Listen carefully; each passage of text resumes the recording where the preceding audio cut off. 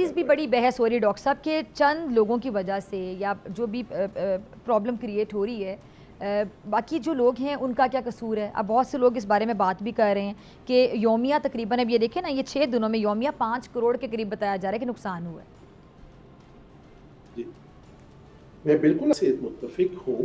دیکھیں policy maker جو ہے وہ ڈیفینیٹلی بیسٹ انٹرسٹ میں سوچ کے کچھ کرتا ہے، مگر یہ ایک بہت بڑا امپیکٹ ہے. اگر یہ فائر وال کا ایشو ہے اور اگر اس کی وجہ سے جو بھی غلط امپلیمنٹیشن ہوئی ہے، ڈسرپشن ہو رہی ہے، تو بیسٹ میرے حساب سے تو یہ ہونا چاہیے کہ اس کو ایبارٹ کر کے ری ایویلیویٹ کر کے دوبارہ امپلیمنٹ کیا جائے.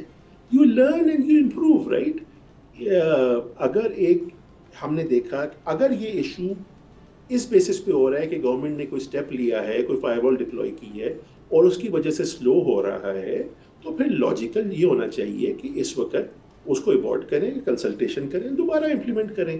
کیونکہ ایک بیسٹ انٹرسٹ میں انہوں نے اگر ڈیسیشن لیا ہے اور اگر اس میں کوئی پرابلم ہوئی ہے تو اسے ایبارٹ کر کے آگے چلنا چاہیے. یہ جو کرنٹ ڈسرپشن ہے that is causing lot of damage to the Pakistan's economy and the Pakistan image.